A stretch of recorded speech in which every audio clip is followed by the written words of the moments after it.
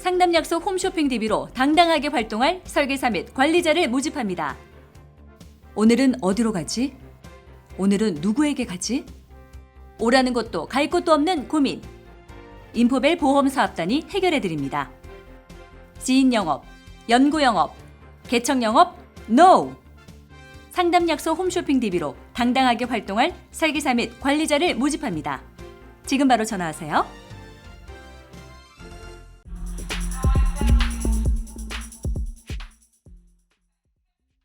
안녕하십니까. 예민수의 경제토크입니다. 오늘은 레몬리서치 김민수 대표님 모셨습니다. FOMC가 끝나고 시장 흐름이 어떻게 될지 남은 12월에도 전망들 여쭤보도록 하겠습니다. 어서 오십시오. 네, 안녕하십니까. 올해 마지막 FOMC가 끝이 났는데요. 네, 이제 FOMC 안 열립니까? 또 있습니까? 내년에. 그러니까 네.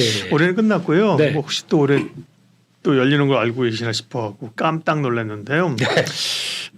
금리는 당연히 동결할 걸로 봤는데 그렇습니다. 이 제롬 파월 의장이나 연준 위원들이 좀 까칠하게 나올 줄 알았거든요. 개인적으로. 저도 그렇습니다. 시장은 너무 빨라. 네. 그리고 뭐 그랬는데 상당히 뭐 비둘기적으로 나왔습니다. 그렇습니다. 왜 그럴까요? 연준이 네. 역의 역작전을 핀 게 아닐까 싶습니다. 역의 역작전. 네. 그렇게 생각하다 보니까 이렇게 나올 줄 알았지 그런데 반대로 나오는 이게 뭐죠? 네. 그래서 네. 오늘 솔직히 연준 의장이 하는 발언 보고 깜짝 놀랐습니다. 네. 이렇게까지라고 생각이 들고 있고 기존에 지금 저희가 한 1년 8개월 정도쯤 거의 2년 가까이 연준에서 하는 얘기 똑같았습니다. 물가 올랐고 그다음에 연준이 할 수 있는 거 데이터 디펜던트 나오는 데이터 가지고 네. 우리가 보고 해석하는데 초반에 금리 관련된 쪽에서 이제 동결하고 그다음에 연설하기 전에 나왔던 뉘앙스도 거의 유사했습니다. 근데 오늘 타임라인을 쭉 보게 되면 네. 시작하고 이제 점도표 얘기 나오기 시작하면서 일단 여기서 시장이 환호했습니다. 그리고 거기다가 파월 의장이 기자회견하면서부터 거기 두 번째 환호하고 거의 종가가 고가식으로 확 땡겨왔던 변화가 두 가지였다고 봐야 되겠죠. 첫 번째 점도표가 바뀌었습니다. 점도표가 저희가 알고 있듯이 지난 9월 달에 9월 달엔 충격이었습니다. 솔직히. 금리나 빠르면 올해부터 하지 않을까라는 기대감을 네. 완전히 무참하게 박살내면서 내년 2024년까지 최종금리 중간값이 5.1대로 보여주다 보니까 5.5에서 5.1 거의 변화가 없는데 이런 하면서 연준은 역시 무서워 그러면서 긴장을 했었죠. 근데 이번에는 보여줬던 게 4.6까지 중간값이 나옵니다. 그렇다는 얘기는 지금 5.5에서 4.6까지 가기 시작하게 되면 약 한 1%포인트 가까이 그러니까 0.9니까 0.75는 인하할 수 있겠다라는 쪽으로 나오기 시작하죠. 거기서 연준 위원 17명께서 2명은 모르겠다. 인상도 아니고 인하도 아니고 근데 그중에서 5분이 75bp 인하로 점을 찍으셨습니다. 그럼 나머지 12분은 다 인하 쪽으로 무게를 두다 보니까 시장이 웬일이지? 연준 위원들도 이제 금리 다 왔다고 생각을 하시네라고 네. 하다 보니까 거기서 환호하기 시작했고 게다가 지금 파월 의장이 그 다음에 나와서 한 얘기는 이번에 의외로 경기 침체라는 단어를 많이 썼습니다.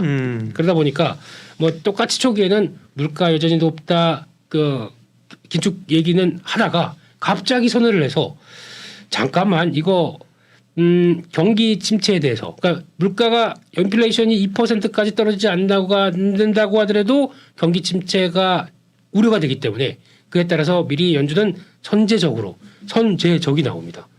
대응할 준비가 돼 있다라고 표현을 했습니다. 그렇다는 얘기는 지금까지 저희가 알고 있던 얘기들의 전혀 그러니까 설마 그렇게 얘기하겠어라는 부분들이 설마로 얘기를 했습니다. 그래서 그런 파월 의장의 반응도 시장에서는 한 몫을 했다라고 하게 되면 지금 결론적으로는 그거죠. 연준의 정책이 바뀐답니다. 일단은 물가가 안정이 됐고요, 그죠? 네. 살벌한 물가가 이제 점차적으로 안정이 돼서 그거에 따른 걱정이 좀 덜어진 거고 고용도 사실 조금 최근에 주춤하지 않습니까? 소비도 그렇습니다. 주춤하고 네, 유가가 떨어지면서 이제 물가가 안정된 거니까 그렇습니다. 금리를 올리는 것은 멈췄는데 네. 내년에 이제 내린다. 그러면 지금은 3번 정도. 3번 정도. 네, 3번이고 빠르면 3월 아니면 5월에 시작한다. 이런 시각이에요. 동의하세요? 제가 뭐 동의할 것 같지는 않고요. 예. 그러면 추인했습니까? 예, 뭐 동의한다고 그렇게 하는 것 같지도 않고요. 네. 근데 중요한 거는 거기 나왔던 이제 시장 여러 가지 변화라고 봐야 될 것 같은데 네. 일단 전망했던 거는 내년 실업률 한 4.1%. 그러니까 즉 4%보다 살짝 높아서 고용도 좀 얼어붙을 거야. 그러니까. 살짝 예, 그런 얘기를 하는 것 같고 게다가 물가 전망치를 보게 되면 내년에 지금 얘기하는 것 2%에서 가깝게 이제 들어오는 부분들 확인되다 보니까 뭐 2025, 26년까지 뭐 2.4, 2.2, 2.0 이런 식으로 쭉 떨어질 것이다라고 바라보는 부분들 게다가 또 마지막으로는 경제 성장률 전망치에 대해서 성장 전망치 낮췄잖아요. 올해. 낮췄습니다. 네. 네. 1.6, 1.8, 1.9. 그래서 약간 위축이 되는데 그렇다고 해서 뭐 마이너스 성장 정도가 아니라 이제 경기가 위축된다고 하더라도 잘 버티겠다는 전망치를 보여줬었죠. 그렇다는 얘기는 경기는 약간 쿨다운 될 텐데 너무 그렇게 심각하게 경기 침체 안 올 거야. 근데 그러니까 저희가 얘기하는 이제 소프트 랜딩 약간 이상적인 얘기들 막 나오기 시작한 거죠. 그래서 장기 성장은 여전히 완만하게 유지가 되는데 물가만 떨어지다 보니까 그러면 그동안에 긴축의 고삐를 잡았던 부분을 풀 거야라고 하지만 또 한편에서는 자꾸 또 이걸 보면서 그런 얘기하죠. 예전에 연준 위원장 아서 번즈 네 이분의 향기가 느껴진다. 그래서 오늘 또 여러 가지 얘기 나오더라고요. 아니 이거 그렇게 또 만만하게 봤다가 갑자기 비둘기파로 돌아서서 그때처럼 물가 자 빠지는 줄 알고 금리를 또 왕창 또 빠르게 인하시켰다가 곤욕을 치렀던 이런 거에 대한 대자뷰가 되는 거 아니냐 또 논란도 많습니다. 네, 하지만 그때와 지금의 상황이 좀 많이 다르다는 것도 봐야 되지 않나 생각도 들고 그렇습니다. 예, 결국은 이제 피벗을 이제 하겠다는 건데요. 네. 시장이 생각하는 만큼 이제 빨리 할 거냐와 함께 결국 경기인 것 같아요. 물가보다 이제 금리보다는 그죠. 그렇죠. 물가 걱정을 많이 했고 그것 때문에 금리가 오르면서 경기를 일으켰는데 이제는 경기 얘기인데 시장이 얘기하는 것처럼 보면 미국은 그 전에도 옐런 재무장관도 그렇고 그죠. 그렇습니다. 네. 경기 연착륙할 수 있을 것이다라는 얘기잖아요. 그런데 그렇죠. 이제 연착륙이 되느냐 안 되느냐가 내년에 1분기 되게 중요할 것 같아요. 그러니까 경기만 안 읽으면 됩니다. 그러니까요. 네. 예. 그래서 일단 지금 네. 나오는 얘기로도 보게 되면은 경기 관련된 여러 가지 지표들이 나오고 있는데 그러니까 좀 걱정했던 부분들이 그죠. 혹시나 소비가 빠르게 위축되거나 네. 아니면 그런 또 심리적인 위축 요인들이 나오거나 게다가 그런 부분을 봤었을 때 지금 생각할 수 있는 부분들은 그 정도까지는 아니겠는데라는 부분들이 나오기 시작하면서 벌써 소비 관련된 지표도 지금 아직까지는 금리가 이렇게 높은데 그러면 소비 심리가 많이 좀 떨어져서 지난달 소비 신자 신뢰 심리 지수 보게 되면은 한 60대 초반까지 갔다가 바로 67대까지 다시 올라옵니다. 그렇다는 얘기는 쇼핑 시즌 들어왔는데 그래도 뭐 저희가 지갑이 많이 얇아졌다고 생각했지만 쓰는 거는 여전히 쓰는 흐름이다. 게다가 또 고용이 그만큼의 뭐 심각한 쪽으로 바로 꺾여지지 않다 보니까 아직 여유가 있다란 쪽으로 좀 바라보고 있어서 그 관련된 지표만 본다고 하더라도 당장은 이제 내일 금요일 날이죠. 발표될 소매 판매 관련된 지표도 보긴 봐야 됩니다. 근데 소매 쪽에서 소매 판매 쪽에서 그렇게 큰 부담이 없이 나오기 시작한다고 하게 되면 이것도 일단은 미국의 소비 중심의 경제도 잘 버텨가는 게 아닌가 생각이 네. 들고 있습니다. 그러면 이제 지수 전망이 연말을 연초에는 어떻게 될까요? 사실은 미국 증시는 뭐 다우는 사상 최고치고요. 그렇습니다. 주요 지수들이 막 연중 최고치를 가는데 우리는 사실 그만 못하거든요. 네. 그래도 다행히 좀 올라온 상황이고 코스피는 이제 중요한 변곡점을 좀 지키면서 올라와서 네. 2,500 중반인데 네. 불꽃 랠리를 남은 기간 우리도 갈 수 있을 것인가. 거긴데 이제 양도세 기준 완화하는 문제를 어떤 분들은 뭐 아직 남았다. 네. 봐야 된다고 하지만 네. 부총리가 그렇게 얘기를 한 거는 쉽지 않은 거 아닐까요? 그 영향이 좀 있지 않을까 말 걱정해요.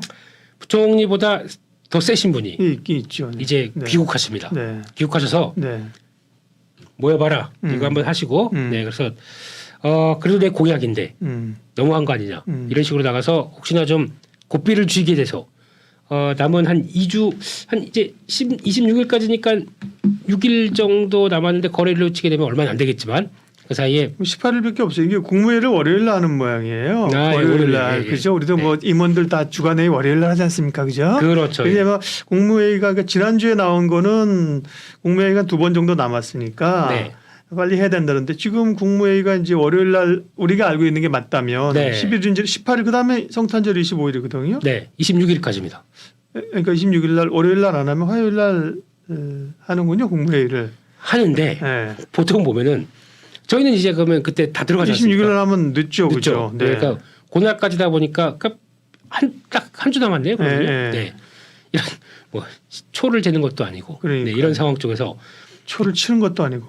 네 치든 재든 지금 네, 네. 중요한 거는 근데 그렇다고 뭐 네. 18일 날 할 것이라고 기대하고 가기엔 좀 불안하지 않을까요? 그렇죠. 네. 지금 또 순방 갔다 오셔서 할 일도 많으실 텐데 그걸 또 챙길 거냐 이건 아직 모르겠습니다. 그러니까 어떤 불확실성에 베팅하는 것보다 일단 그럴 가능성이 있기 때문에 물량이 이번에도 넘어갔구나라고 봐야 될 것 같고 거기서 나오는 물량 나오는 부분을 얼마나 잘 소화할 것이냐라는 부분도 보셔야 되긴 하겠지만 더 중요한 거는 양도세 대주주 양도세에 관련돼서 해당 주식 투자자분들 중에서 해당되는 분이 혹시 박사님께서는 아시는 분 계십니까? 나 양도세 해당돼 하시는 분 있으십니까? 주변에? 있겠죠. 네. 나 제 주위에 부자들 있어요. 네. 아유, 부자님께서 여기 계신데 왜 예. 네. 그렇습니다. 대주주님이시고 네. 저는 아닙니다. 네. 손이 크시던데요. 네, 네. 네. 근데, 소주주입니다. 소주주. 네. 근데 보니까 이분들이 인구로 따지면 네. 전체 주식 투자자의 0.6 비율은 안 되는데 금액이 크잖아요. 그리고 그 세금 맞으려고 안 한단 말이에요. 막판에 그죠? 그렇죠. 네. 거기서 이제 얻을 수 있는 경우는 네. 양도세라도 내보고 싶은데 한번 들어가 보자 이런 느낌. 네, 근데 중요한 거는 아마 이게 그분들이 보니까 벌써 활발하게 문의는 하셨다고 하더라고요. 9월 달부터. 네, 그래서 추석부터 혹시나 가능성 있는 쪽들은 뭐 먼저 매물 나왔다고 볼 수도 있는데 이제 그게 시장에 미치는 여파가 작지만 강한 여파가 심리적인 게 큰 거죠. 그러다 보니까 그거에 따른 변화를 본다고 하더라도 솔직히 지금 대주주 양도세 가지고 지금 2주 사이에 나오는 변화 가지고 저희가 그걸 목매면서 볼 상황은 아니지 않습니까? 차라리 그것 때문에 올해 좀 많이 올랐던 종목들이 좀 밀렸다. 그러면 매수 기회라고 봐야 되지 않을까요? 내년에 어차피 똑같은 성장을 보여준다. 그러면 다시 뭐 흔들렸다고 하더라도 움직이겠죠. 그런 쪽에서 일단 그에 대비해서 만약에 올해 많이 오른 종목인데 좀 하반기 정체돼 있다. 그러면 투자 아이디어가 바뀌느냐 아니냐 이걸 확인해서 여전히 유지가 된다. 그러면은 같이 비중 살짝 줄여놨다가 흔들리게 된다. 그러면 더 추가 매수의 기회로 삼아도 되지 않을까 이렇게 바라보고 있습니다. 네. 네. 그러면 저희가 방송하는 오늘 기준으로 2,540선인데요. 네. 코스피는 그러면 어디까지 좀 열어놓을까요? 뭐 연초까지 포함해서. 네. 네. 앞으로 12월 말일까지. 네. 말까지 2,600. 2,600은 가야 되지 않을까요? 네. 저희도 네. 예, 신고가는 한번 가봐야 되지 않을까. 물론 변수는 있다고 하더라도 남은 기간 동안에 위축됐던 거 어떻게 보면 어떤 분들한테는 기회일 거고 어떤 분들한테는 위축된다고 하더라도 다시 살려고 할 거고 그러면은 2,600 이상은 가서 끝나지 않을까라고 조심스럽게 네. 아니면 바람과 소원을 담아서 기도하는 마음으로 말씀드리겠습니다. 오늘 논의하고는 사실 직접적인 관련은 없는데 연말 통상 이렇게 뭐 배당에 관한 그 얘기도 올해는 좀 작년이랑 좀 다른 것 같아요. 그렇죠? 그렇습니다. 네. 또 배당 관련된 쪽에서 좀 기업들 정책들이 좀 그러니까요. 바뀐 게 있습니다. 네. 그래서 벌써 620개사 정도는 우리 배당 정책 바꿀 거야. 이게 맞는 것 같아. 네. 좀 나오지도 않는 배당 가지고 그러니까요. 배당락을 하는 게 말이 됩니까? 네. 그래서 바뀌게 되면 이게 점진적으로 내년까지 했을 때는 상당 부분 상장사들이 넘어갈 걸로 보고 있고 그럼 저희가 이제 연말쯤 가서 연폐장 한 이틀 전에 배당락 나오는 거 가지고 신경 쓰면서 뭐 이런 거 볼 때는 이제는 점점 바뀌어야 된다고 생각되고 있고요. 그게 맞는 거죠. 그렇죠. 네. 네. 그래서 아마 배당락 때문에 신경 썼던 부분들은 점점 역사 속으로 박물관에 그러니까 배당 기준일을 이제 기업이 설정할 수 있도록 해서 그렇습니다. 한 것도 있고 네. 전통적으로 뭐 은행 같은 경우가 이제 정부에서 그 압박을 넣으니까 그죠? 네. 배당 그러니까 연말 배당에 대한 재미는 별로 그러니까 기대나 이런 거는 별로 네. 없는 것 같아요. 네. 그러니까 원래 그 투자법이 그게 잘못된 겁니다. 배당을 받기 위해서 투자하는 게 그게 주가 아니라 네. 좋은 회사를 잘 갖고 싼 종목들 저평가된 종목들 갖고 있었더니 덤으로 배당을 주더라. 이게 더 맞는 거 아닐까요? 그래서 네. 그렇게 장기 투자할 수 있을 만큼의 배당 여력과 이런 것들을 쭉 가져가는 게 참 좋을 텐데 네, 대한민국의 또 숙제가 아닌가 싶습니다. 네. 네. 그러게요. 그러면 그동안 이제 금리 때문에 눌려 있었던 쪽들이 수혜가 되겠어요. 그죠? 또 성장주 단으로 얘기되는 그런 쪽이 그러면 내년 연초에 좀 한번 확 땡길까요? 네, 이제 글로벌 중앙은행이라고 하는 이제 대표 주자가 어떤 정책을 바꾸겠다. 그러면 당연히 그를 따라가는 모든 뭐 채권부터 뭐 환율부터 이제 모든 상황들이 다 이제 그에 맞게 약간 시각이 바뀌기 시작하겠죠. 또 그 하나의 최첨단을 달리는 위험자산의 주식시장도 분위기가 바뀔 걸로 봐야 될 것 같습니다. 그런 쪽으로 봤을 때 그러면 뭐가 바뀔 것이냐. 그래서 이제 한동안 금리가 쭉 올랐다가 내려오기 시작한다라고 하게 되면은 그동안의 금리에 따른 부담 때문에 많이 고통받았던 종목들이 다시 영향을 받기 시작하겠죠. 그런 게 뭘까요? 네. 일단은 첫 번째로는 금리가 그러니까 미국 시장에서도 나타나는 변화입니다. 최근에 그 FOMC 끝나고 나와서 데이터를 딱 보고 났더니 저희가 알고 있던 뭐 빅테크 기업들이 많이 올라겠지. 의외로 많이 안 올랐습니다. 오히려 애플이 가장 많이 올라서 지수를 좀 끌어가는 경향도 있었고, 매그니피컨트 7이라고 하는 종목들이 뭐 의외로 뭐 2% 3% 막 안 올랐고요. 마이너스 난 종목도 있습니다. 뭐 메타, 아마존 이런 건 마이너스는 났는데 중요한 거는 그 과정 쪽에서 얼마나 힘들었던 기업들이 여기 있었는지 아니? 우리 좀 이제 가야지 하는 쪽이 소왓 뭐예요? 예, 러셀 2000 지수. 소형주. 예, 이게 3.5% 가까이 올랐습니다. 그렇다는 얘기는 지금 최근 들어서 미국에서도 나스닥이나 좀 대형주 입장 쪽에서 움직이는 쪽들은 이쪽은 금리가 올랐을 때 어떤 변화가 나오냐면 우리 돈 많아, 현금 많아. 이거 지금 잘 예측만 해도 초본이 고금리 받아라고 하다 보니까 리파이낸싱만 제대로 하게 되면 오히려 수혜였었습니다.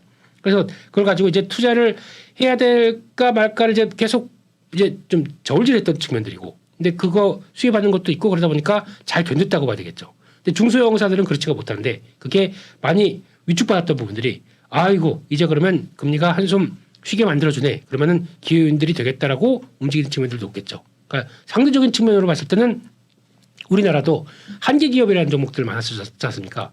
일단 실적을 뭐 여러 가지 인플레이션도 올라오고 금리도 올라오고 하다 보니까 막 좀 힘들었던 회사들이 이제는 어느 정도 안정권으로 들어온다 그러면 이것도 큰 그림에서 보게 되면 중소형 쪽도 챙겨봐야 될 때가 아닐까라고 생각이 들겠죠. 네, 그리고 또 두 번째는 저희가 알고 있듯이 금리 상승기 때 힘들었던 섹터가 이번에는 반대로 좋아진다라고 보게 되면 힘들었던 섹터 대부분 보게 되면 금리가 낮았을 때 올라가게 되면 밸류를 무참하게 깎았던 종목들이 나오죠. 그게 성장주입니다.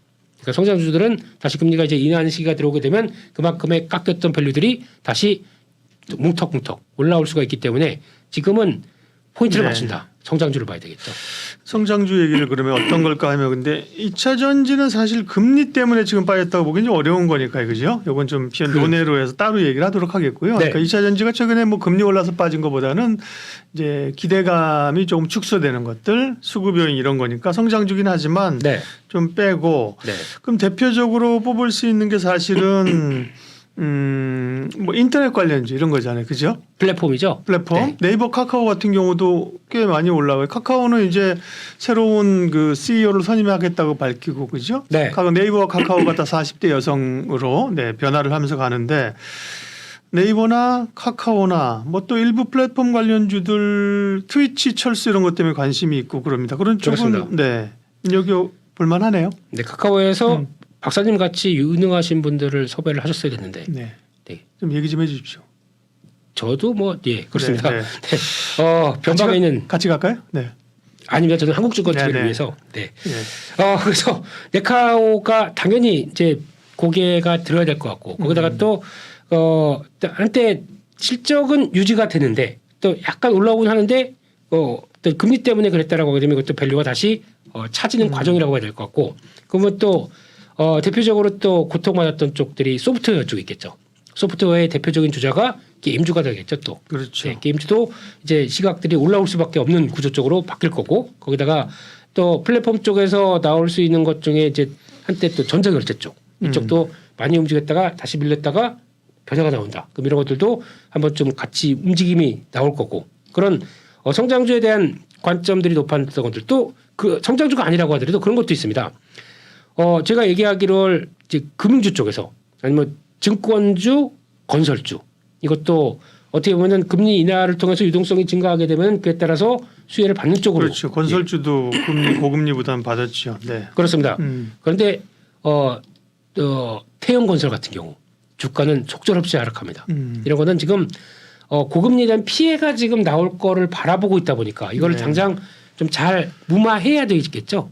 시간이 좀 걸릴 것 같습니다. 그렇기 때문에 지금 저희가 얘기하는 증권건설 단순하게 이쪽이 유동성 공급되는 수혜라고 바라보기에는 조금 좀 겪어야 될 과정들이 좀 있지 않을까. 그래서 이거는 적어도 한 5, 6개월은 좀 지켜봐야 되지 않나. 라는 쪽에서 너무 그쪽으로 가지 마시고요. 당장 지금 실적 변화 그렇게 큰 흐름 없었는데 나올 수 있는 쪽에 대한 성장주는 말씀드렸던 그런 관점들 체크해 보시면서 시작되는 게 맞지 않나 싶고 또 소프트웨어의 또 하나의 주자라고 보게 되면은 저희가 AI 관련된 소프트웨어들도 많지 않습니까? 네, 그런 쪽에서 나오는 변화 특히 AI 최근에 또 상반기 많이 움직였다가 대주주 양도세 때문에 좀 주춤하고 시비 물량 소화하고 이런 쪽들 보게 되면 첫 번째가 또 AI 의료 쪽도 있겠고 또 AI 소프트웨어 쪽도 있겠고 로봇 쪽이 있겠고 이런 또 성장을 바라보는 쪽들이 물론 열심히 움직이다가 이제 너무 비싸 뭐 아니면 밸류만큼 줘도 돼 근데 금리가 이런 기간인데라고 했다가 이게 또 바뀌기 시작한다 그러면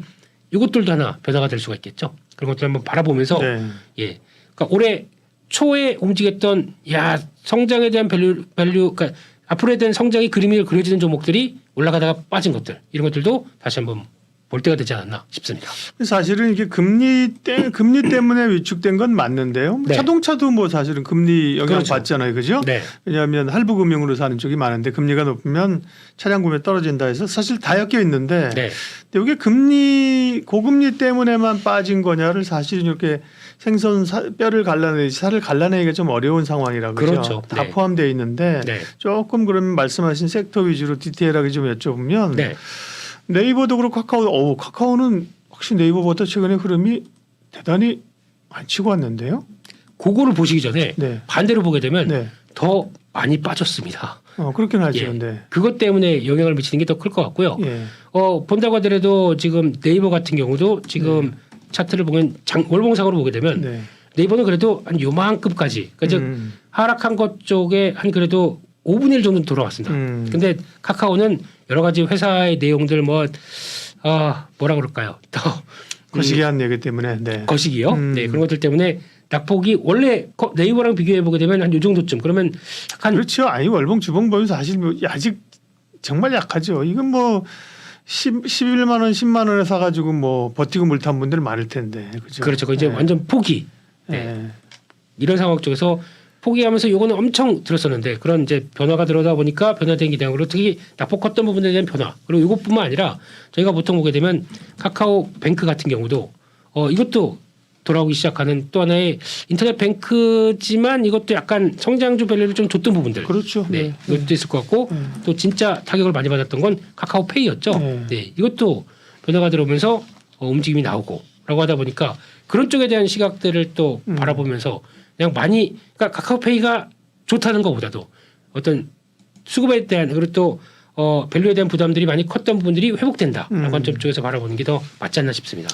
게임주 얘기 좀 할게요. 게임주는 사실은 이것도 이제 이미 금리 인상이 좀 멈췄다는 기대감에 더불어서 사실 완전한 낙폭과되었었잖아요. 게임주가. 그렇습니다. 그러니까 크래프톤이나 뭐 넷마블 이런 거 뭐 위메이드 뭐 컴투스 홀딩스 이런 건 또 좀 가벼운 재료로 많이 올랐어요. 그죠? 네. NC 같은 경우는 뭐 TL 이런 신작이 기대가 못 미쳤고 네. 게임주 쪽은 어떨까요? 네. 좋게 보시는 쪽 있으면. 네. 근데 게임주 쪽에서는 이제 그 밸류에 대한 회복들은 들어오는데 그 어떤 이거 많이 빠져서 돌아와야 돼. 그래서 움직이는 정도보다도 뭔가 어떤 게임사의 변화를 좀 보여줘야 그게 좀 가치를 안고 움직이기 시작하겠죠. 구조적 변화는 사실 아직 별로 없죠. 예. 그렇습니다. 그래서 이번에 뭐 NC소프트 같은 경우도 이를 통해서 좀 게임주 차원에서 올라왔다고 하더라도 구조적으로 아직까지 지금 최근에 발표했던 게임에 대한 실망감들이나 이런 것들이 어느 정도 좀 해소되고 NC소프트는 린시 게임 이제 아니라 새로운 길을 걷겠어. 예. 이런 쪽이 확인되기 시작하기 하는 걸 봐야 움직임이 나오기 시작하겠죠. 그러니까 지금 약간 다른 그러니까 크래프톤 그리고 넷마블 그리고 또 NC소프트와의 차이점은 좀 다른 길을 간답니다. 그런 쪽에서 시장이 반응하는 게 더 컸다고 봐야 될 거거든요. 그러니까 그런 걸 보여주는 것들이 어떤 확신을 조금씩 줘야 주가 탄력들을 받겠다는 쪽에서 차별화는 좀 있을 것 같습니다. 게임주 안에서도요. 네. 네. 그다음에 그 금리 때문에 눌렸던 성장주가 대표적인 게 사실 바이오지 않습니까, 그죠? 아, 금리 그 얘기- 인하하면 이제 금리 인하하면 또 바이오를 안 바이오? 바이오? 네, 갑자기 왜 드립을 네. 바이오죠, 그죠? 네, 바이오를 예. 바이오를 바이오? 네, 바이오. 네. 그러면은 그 동안은 사실은 보면 네. 약간 뭐 비만이나 그죠? 비만 치료제 이런 것도 요즘 좀 잠잠하네요. 비만 치료제 이런 것도. 네, 비만 치료제 한때 인기를 끌다가 11112가 네. 조정을 받다 보니까 네. 네, 그래서 아니 큰형님이 조정받는데 내가 움직이면 되나? 라는 쪽으로 약간 주춤돼 있고 거기다 또 이슈가 되는 게 지금은 셀트리온 쪽의 이슈가 크죠.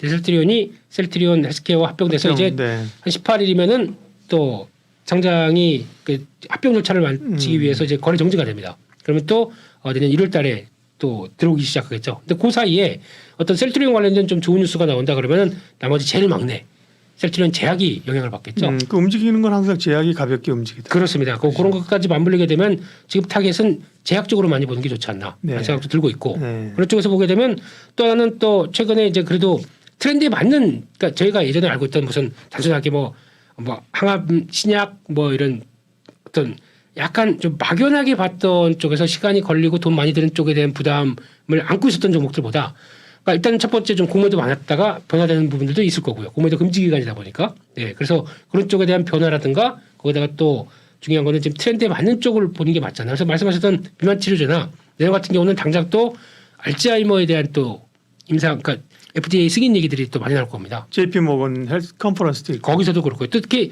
이번에 JP모건 헬스케어 컨퍼런스는 이제 지난번부터 1위 오프닝 기간 들어오면서 나왔던 부분들이고 올해도 또 최다 참여를 통해서 그러니까 이런 컨퍼런스에서 예전 같은 경우 뭐 온라인으로도 했었다. 근데 온라인으로 어떤 계약이 나옵니까?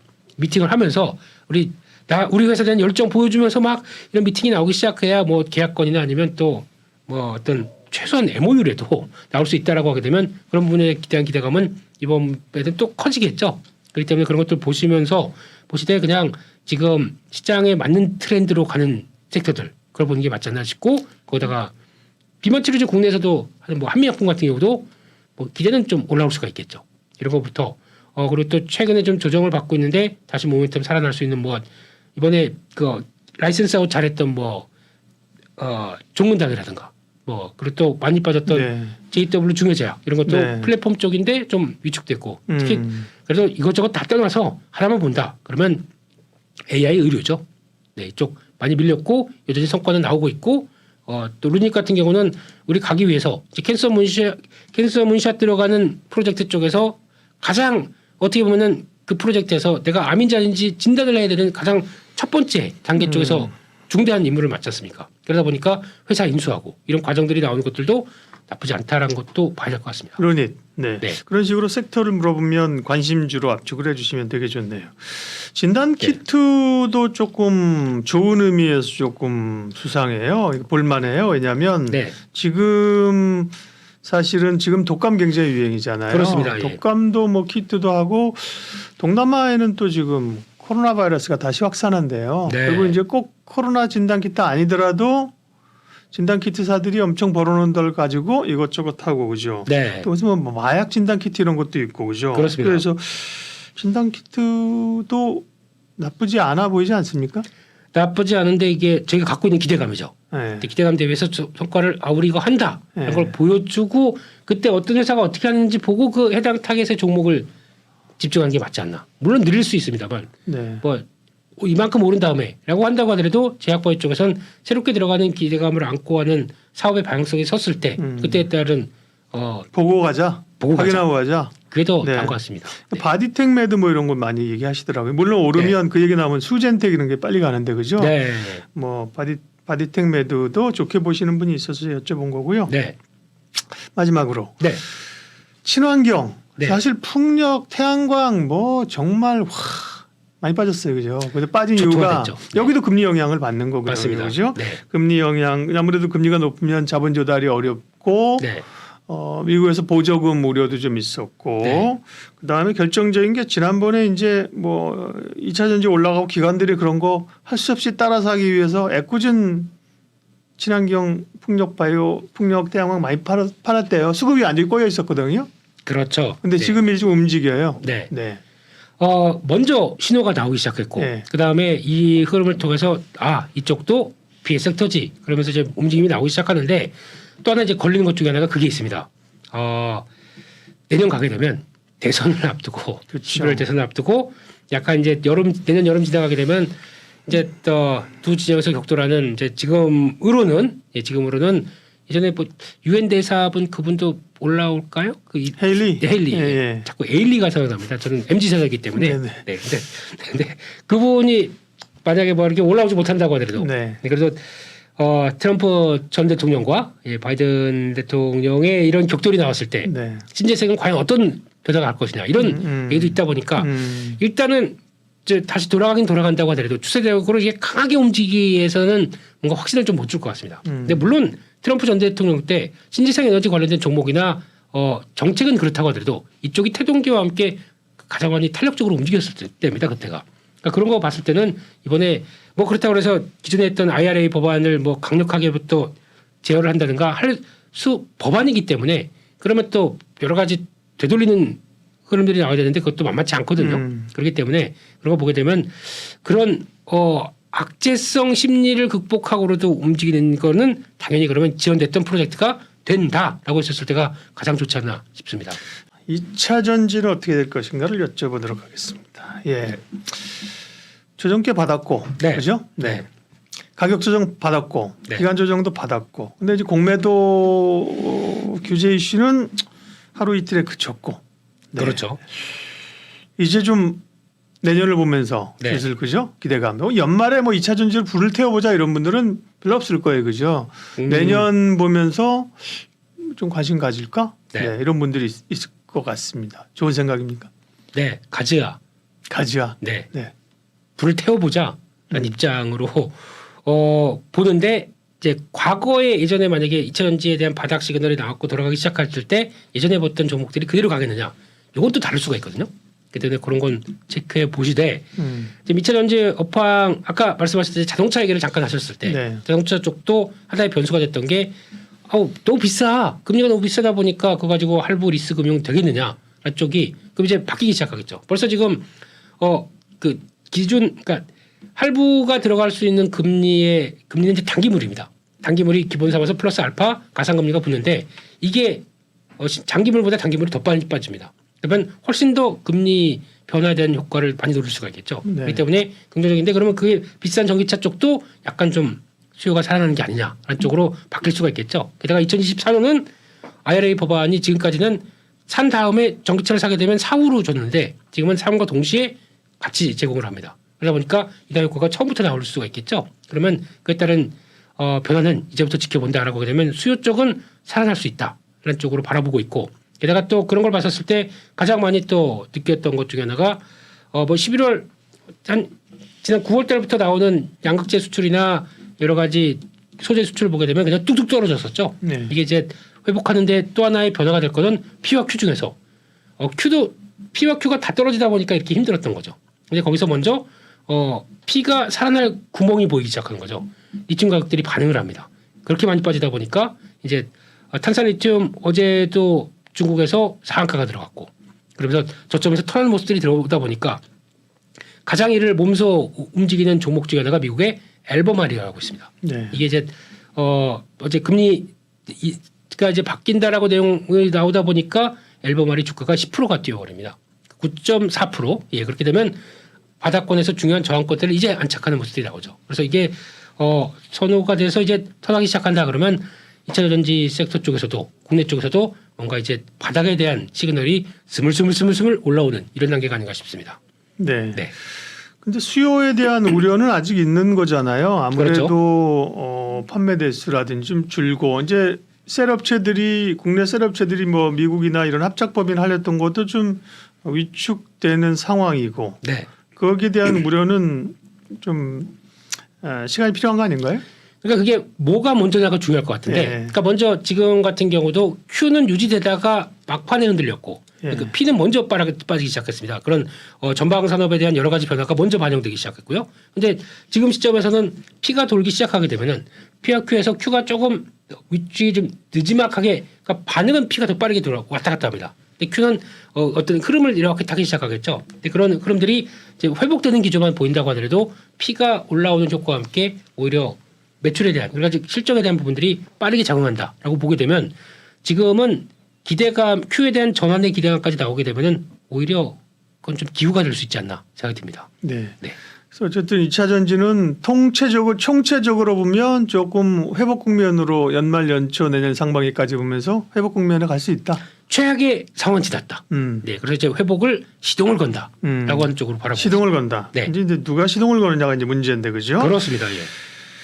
사실은 에코프로가 워낙 너무 강렬했기 때문에 그죠? 네. 에코프로가 워낙 강렬하고 에코프로가 대장주로 가면서 에코프로 BM 가고 퓨처엠 가고 사실 이랬던 거잖아요. 홀딩스 갖고. 근데 에코프로는 사실은 어떻게 보면 사업 지주사잖아요. 그죠? 그렇습니다. 예. 그런 게 빠져서 이번에 반등에도 보면 약간 좀 에코프로 가지고 계신 분들은 조금 소외되는 물론 전상입니다. 며칠이지만 그죠? 네. 그런 느낌이 들어요. 그죠? 네.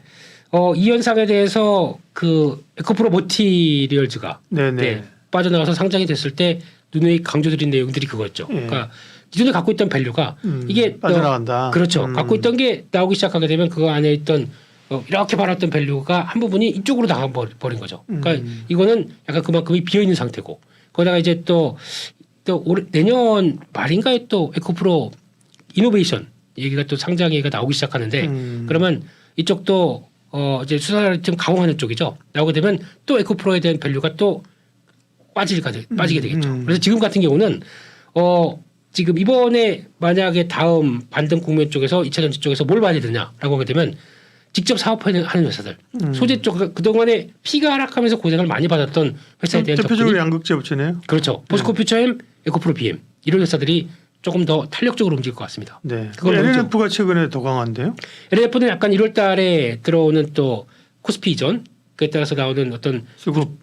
수급 변화가 있어서 그런데 게다가 또 구조공작 쪽에 한 2조 4천억 투자한다는 쪽들이 이제 약간 양적 확정에 대한 기대감을 안고 있다 보니까 조금 더 강한 건 사실입니다. 네. 근데 이쪽도 마찬가지고 양극재 쪽이나 응급재 쪽이나 마찬가지로 이런 변화들이 가장 몸소 충격을 안 왔던 종목들이 더 이제 저점 잡고 돌아오기엔 더 빠르다라는 쪽으로 보는데 제가 보기에는 뭐 LF는 이제 1월 달 이후를 좀 봐야 될 것 같습니다. 그때 나와서 코스피로 가는 효과 든 다음에 볼 부분들이 그리고 또 들어가게 되면 또 당장은 또 패시브 자금들 유입될 수가 있겠죠. 그런 것까지 보고에 되고 봐야 될 텐데 그래도 무난하게 볼 거는 에코프로 BM이 아닐까. 네. 그래서 하나만 고르게 되면 그게 더 무난하지 않을까. 그런데 네. 응급제까지 챙긴다 그러면 포스코 퓨처엠이겠죠. 네.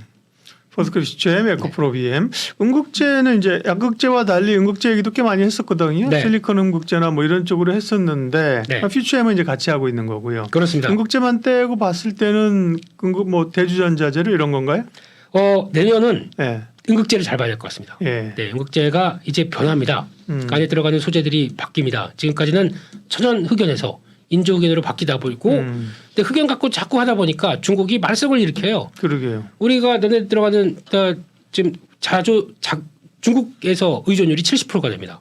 그러면 이거 가지고 근데 그렇게 되는 거 가지고 만약에 썼다 그러면은 FEOC, 그러니까 즉 미국에서 이번에 거래 상대방에 대해서 제한을 우려 주는 시장. 예. 네, 그거에 들어오기 시작하게 되면 이거 안 됩니다. 그러면은 굳이 흑연을 왜 써? 그러면 안 되겠다. 흑연을 바꿔야겠다. 대체하는. 그게 나오는 게 실리콘 응급제가 되는 말부터는 대세가 될 겁니다. 그럼 어떤 기업들이에요? 거기는? 방금 얘기하셨는데요. 예. 아니, 대주전자재료. 주전자?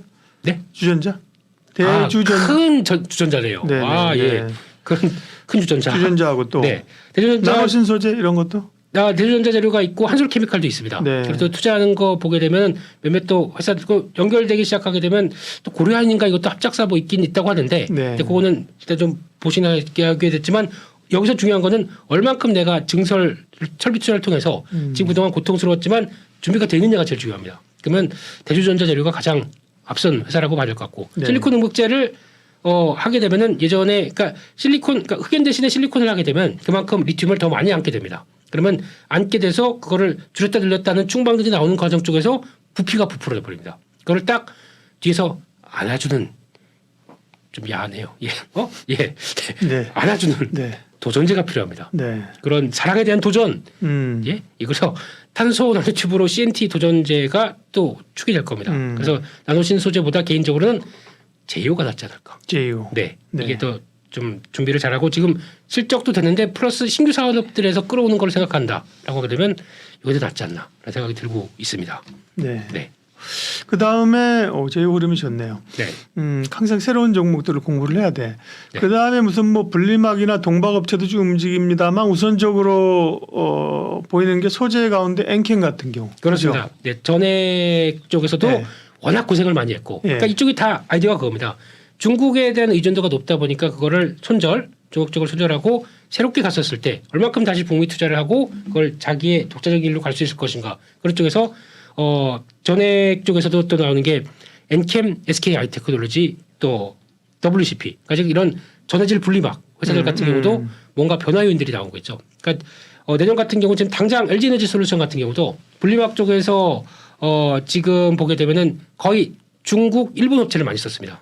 근데 중국은 이제 손절당해야 되겠죠. 그러면 굳이 한국 거 안 썼는데 한국계 이제 퀄 테스트 들어오면서 나오는 기관들이 있다 보니까 이거를 좀 바삐 움직여야 되겠죠. 그러다 보니까 분리막 쪽에서도 좀 변화가 나오는 거 아니냐. 쪽에서 북미 투자 직접 하고 거기서 LG에너지 솔루션과 연결된다라고 하게 되면 이것도 기회가 나오는 거겠죠. 네. 네. LG엔솔 관련된 거는 SK IT가 그쪽에 분리막 할 거고 그죠? 그렇습니다. 아닌가? 맞죠? 맞습니다. 네. SK 테크놀로지 WCP. WCP는 삼성 쪽 아닌가요? 주로 삼성 SDI 쪽으로 많이 하는 거 아닌가 싶은데. 지금 현재로서는 네. 그러니까 플러스 알파를 노린다라고 하게 되면 LG에너지 솔루션이 바뀌어서 움직임이 나온다 그러면 SKI 테크놀로지가 조금 더 우위가 그러니까 기대 요인들이 높겠죠. 근데 지금 현재에서도 어차피 북미에 대해서 변화를 북미에 대해서 증설하고 성과를 낸다라고 하게 되면 네. WCP도 같이 영향을 받을 걸로 보여지고 있습니다. 네. 2차 전지 얘기 김민수 대표님이랑 하고 있습니다. 포스코 홀딩스는 어때요? 왜냐하면 사실 에코프로하고 홀딩스랑 같은 지주사 개념으로 볼 수 있는데 그죠? 또 좀 결이 다른 게 다르죠. 그죠? 네. 포스코 홀딩스는 어떻게 보십니까? 가격 포스코 뭐 기대감이나 현재 가격 수준이나 봤을 때. 네, 그러니까 포스코홀딩스는 뭐 그렇다고 그래서 에코프로와 다르게 대비를 밑에 있던 회사들이 대비를 한 입장도 아니고 그렇죠. 예, 신규 상장된 것도 아니고 여전히 그대로 이어간다라고 하게 되면 가치에 대해서는 여전히 보존이라고 봐야 되겠죠. 근데 지금 시점에서 업황이 돌기 시작하는데 가장 먼저 부각을 받고 스팟라이트 받을 쪽은 소재 쪽이 맞기 때문에 이거는 이게 움직이면서 같이 추세를 맞춰갈 텐데 포스코홀딩스가 어떤 추세적으로 막 지금 뭐 가파르게 아니면 못 오르게 되면 한꺼번에 올라오는 것도 있을 거예요. 근데 그게 아니라 지금은 제 조명은 먼저 소재 쪽에서 직접 받고 그다음에 긴 시각으로 보게 되면 또 뭉텅뭉텅 올라오긴 하겠죠. 근데 이거를 이제 시계열을 그러니까 단기적으로 지금 업황의 변화와 함께 본다라고 하게 되면 일단 최선을 하기보다 그냥 갖고 가는 종목 정도로 봐야 되지 않나 싶습니다. 네. 네. 장비주는 어떻게 보세요? 장비주도 말이 참 많았습니다. 네. 말이 참 많고 얘기 나온 길에 2차 전지 얘기 다 해야 되니까 장비주. 그렇습니다. 네. 네, 그런 쪽인데 장비주의 이제 특성이 좀 나오는 것 같아요. 그게 무슨 얘기냐면은 어차피 지금 LG에너지 솔루션이 지금 막 어느 정도 북미 쪽에서 공장 가동을 하기 위해서 투자를 했던 부분들이 발주가 나오기 시작합니다. 그렇다고 해서 장비주 보자고 했던 거 아니에요, 그죠? 그래서 봤는데 네. 타이밍도 되게 안 좋았습니다. 네. 네. 그런 기간 동안에 발주 나오는 회사들이 있어요. 발주 나오는데 주가는 지금 2차 전지와 힘들고 다 힘들다 보니까 완전히 밸류를 팍팍 깎더라고요. 네. 근데 그런 쪽에서 봤을 때 이게 문제가 뭐냐면은 그래 지금 그러면 지금부터 한 2024년 중반 아니면 가을 때까지 발주가 집중돼 수주를 받아. 그럼 그거 말고 뭐 하게 되면 그러니까 이게 그다음에는 새로 장비사들의 한계가 그거지 않습니까? 물량을 받긴 받는데 그거 가지고 매출을 이만큼 올라왔는데 이게 지속적으로 유지가 되느냐에 대해서 의문이 있다 보니까 지속적으로 계속 공급을 할 수 있는 어떤 소재 입장이 아니지 않습니까? 그러다 보니까 이거에 대한 한계는 또 꺾일 때 보니까 그걸 아주 심각하게 시장에서 밸류를 꺾어버리더라고요. 장비주는 많이 빠졌네. 물론 네. 많이 빠졌지만 뭐 소재주도 빠지고 셀도 다 빠졌지만 이때 아까 말씀하신 우리가 앞단에 얘기한 거는 꽤 이렇게 좀 아까 시동을 건다 그러셨잖아요, 네, 그죠? 네. 시동 걸고 이제 엑셀 좀 뭉뭉뭉 뭐라 그러죠, 그거? 요즘 전기차입니다. 그러고 있는데 네. 사실은 장비 옆에 PNT, 윤성, FNC, 하나기술 이런 거 보니까 빠져가지고 계속 기고 있네, 그죠? DNT까지. 네. 아. 아, 그러니까요. 네. 어렵네. 뭐 이런 네. 근데 당연히 반등은 들어올 겁니다. 예. 반등은 들어오는데 제가 생각했듯이 고점 저 위를 바라보면서 플레이를 하면 안 될 것 같고요. 네. 회복되는 속도와 탄력들이 이제 얼만큼 또 전지 쪽이 좀 돌아가느냐에 따라서 예. 약간 이게 퍼스트가 아니라 퍼스트는 소재 쪽이고 그다음에 그러니까, 네네. 후행적으로 움직일 테니까 그런 걸 기대하는 매매도 나쁘지 않을 것 같아요. 그러니까요. 폐배터리도 마찬가지. 폐배터리는 그나마 이제 조금 반등이 그죠? 네. 성일하이텍, 세비키모. 근데 말씀하신 것처럼 순서 따라가는 게 좋지 않아요? 맞습니다. 순서가 이제 턴이 뭐 3번에 서 있는데 거기 가서 같이 줄 서 있을 필요는 없고 그죠? 네. 그리고 보초 선다 하는데 보초 쓸 필요 없고 먼저 움직이는 쪽으로 가는 게 좋으니까 그죠? 맞습니다. 그런 쪽은 역시 소재다. 맞습니다. 네, 그죠? 그게 더 맞을 것 같고 음. 먼저 챙겨봐야 될 것 같습니다. 네. 네. 셀 얘기는 안 했는데 우리가. 바이를 해야지 왜 셀을 하십니까? 네. 셀은 바이? 근데 지금까지 제가 매매하거나 이렇게 시장으로 보면서 대응했을 때 네. 그러고 봤더니 제가 셀은 사본 적이 한 번도 없네요. 재미는 없어요. 네. 옛날에 LG엔솔 같은 경우 상당히 자금 빨아들이면서 탄력 있게 막 가고 그랬는데 그게 미워요. 그 이후에 보면 사실은 야 이건 뭐 완전히 무슨 가치주 수주로 들어간 것 같지 그죠? 네, 셀 3사는 또 재미가 없어 그죠? 빠질 땐 시장하고 같이 빠지고 맞아요. 올라올 땐 이만큼 올라오고. 그러니까 네, 그런 거 봐서 이걸 굳이 뭐 기관 투자자도 아닌데 우리가 왜 그렇죠. 셀을 사 그죠? 네, 그 입장입니다. 그러니까 네. 뭐 돈 여유가 있고 해서 계속 샀다가 뭐 이렇게 들은 저점에서 사서 돌아오는 이런 큰 단위 매매를 하고 싶은 분이시라도 가급적 셀은 매매하기가 투자 아이디어 뭐 이렇게 해서 여기서 시작해서 뭐 네. 40% 50% 올라간다. 이거를 노릴 수가 없는 입장이라고 하게 되면 그냥 셀은 셀? 셀은 셀. 예. 네. 뭐 바이오는 그 셀을 바이오 그만하겠습니다. 예. 네. 네. 그러게 2차 전쟁이 쭉 했네요. 좀 돌아서야죠. 네. 사실은 물론 오를 때 과했어요. 그걸 부정하시면 사실 힘들고요. 그죠? 네. 뭐가 과해? 그만큼 좋은 건데. 응? 목소리를 그렇게 해야 됩니까? 네. 네. 뭐가 과해요? 그러면 하실 말 없지만 사실은 수급적 요인으로 과하게 오버슈팅 했죠. 그럼 오버슈팅 하는 게 주식이고 그렇잖아요. 언더슈팅 오버슈팅 하는 게 주식 아닙니까?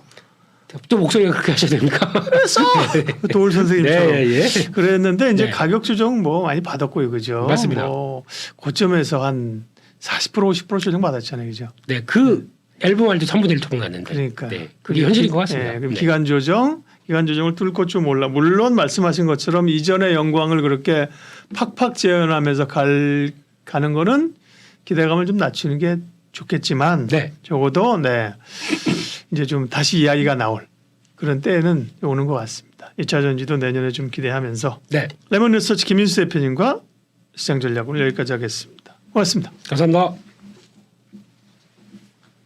상담 약속 홈쇼핑 DB로 당당하게 활동할 설계사 및 관리자를 모집합니다. 오늘은 어디로 가지? 오늘은 누구에게 가지? 오라는 것도 갈 곳도 없는 고민. 인포벨 보험사업단이 해결해드립니다. 지인 영업, 연구 영업, 개척 영업, NO!